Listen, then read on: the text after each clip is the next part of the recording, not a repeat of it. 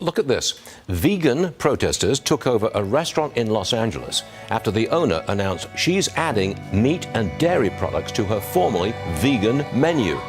All right, so there you go. Yeah, obviously not going to be a vegan restaurant anymore. I don't condone any hatred, certainly not death threats or anything that are being thrown at Mollie, but for her to be surprised. Sage Vegan Bistro, an extremely vegan restaurant in Los Angeles, California, announced the menu changes, and then what? All of a sudden they descended on you and invaded your restaurant? So if you're serving food to your clientele who's against animal cruelty and exploitation, and now you're trying to whitewash animal cruelty and exploitation, and actually say it's a good thing. It's been pretty much nonstop on social media.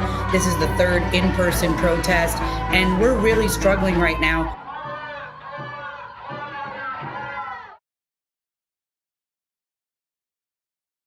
Someone came into the restaurant and screamed at me, "You don't know what it's like to have to look a cow in its face and know that it's going to be killed one day."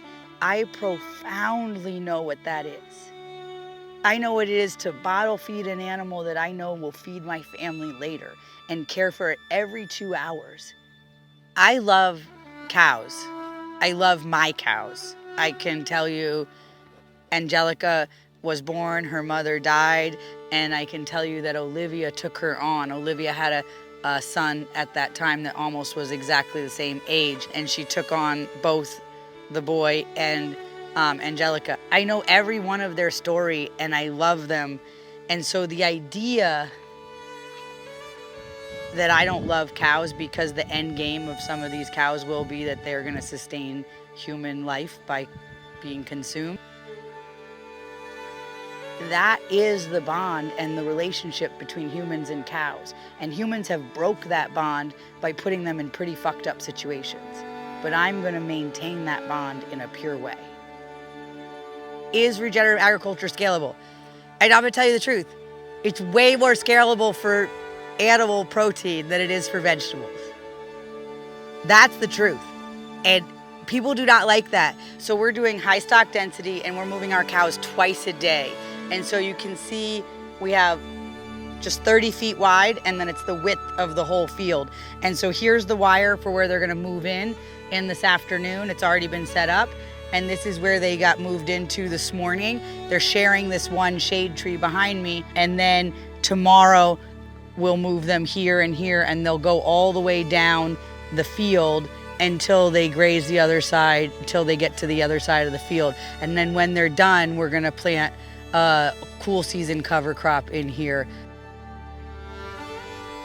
If you play out the vegan agenda to the end, there is no cows. Where do the cows go? You have a couple in a zoo.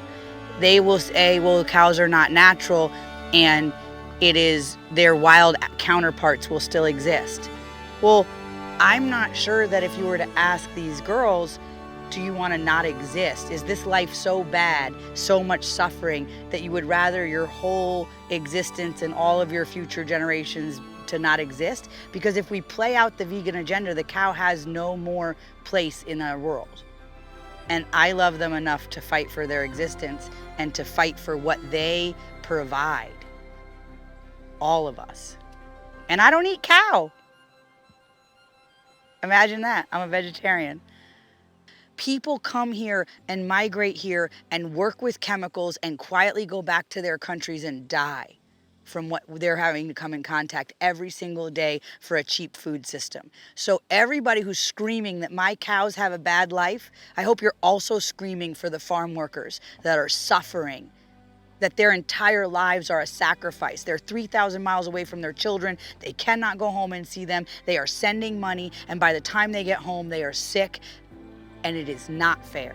There's so many farmers you can talk to that are doing this on a larger scale, and on less land, they have double or triple the cows. But this is scalable.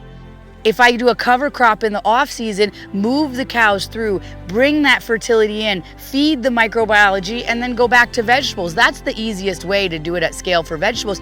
And so now we're opening up all this land for grazing that's fallow half the year.